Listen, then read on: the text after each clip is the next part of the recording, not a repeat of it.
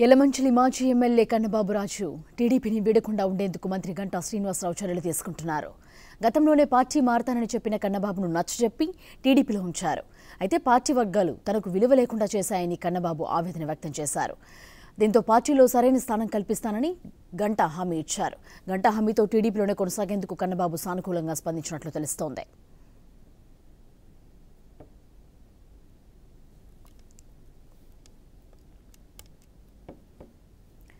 యలమంచిలి మాజీ ఎమ్మెల్యే కన్నబాబు రాజు టీడీపీని వీడకుండా ఉండేందుకు మంత్రి గంటా శ్రీనివాసరావు చర్యలు తీసుకుంటున్నారు. గతంలోనే పార్టీ మారతానని చెప్పిన కన్నబాబును నచ్చజెప్పి టీడీపీలో ఉంచారు. అయితే పార్టీ వర్గాలు తనకు విలువ లేకుండా చేశాయని కన్నబాబు ఆవేదన వ్యక్తం చేశారు. దీంతో పార్టీలో సరైన స్థానం కల్పిస్తానని గంటా హామీ ఇచ్చారు. గంటా హామీతో టీడీపీలోనే కొనసాగేందుకు కన్నబాబు సానుకూలంగా స్పందించినట్లు తెలుస్తోంది.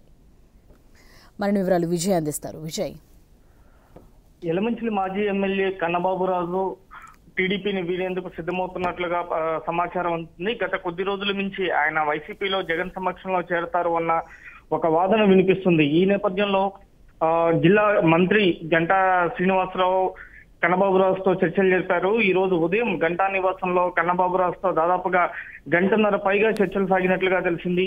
ఈ సమావేశంలో కన్నబాబురాజు తన యొక్క ఆవేదన వ్యక్తం చేశాను. గతంలో 2 సార్లు కాంగ్రెస్ హయాంలో శాసనసభ్యుడిగా ఉన్న తనను కనీసం టీడీపీ పార్టీ పట్టించుకోవడం లేదు అన్న ఆవేదన వ్యక్తం చేసినట్లుగా తెలుస్తుంది. తన అనుచరుల వర్గానికి కూడా పార్టీ నిర్లక్ష్యం చేస్తుంది. ఇందువల్లనే తాను పార్టీ మారడానికి సిద్ధంగా ఉన్నట్లుగా ఆయన సంకేతాలు ఇచ్చినట్లుగా మనకు తెలుస్తూ ఉంది. అయితే గంటా పూర్తి హామీ ఇచ్చినట్లుగా తెలుస్తుంది. ఎటువంటి లోనూ పార్టీలోనూ అలాగే నియోజకవర్గ పరంగా కూడా కన్నబాబురాజుకి పూర్తి సముచిత స్థానం ఇస్తాము అన్నట్లుగా చెప్పినట్లుగా తెలిసింది.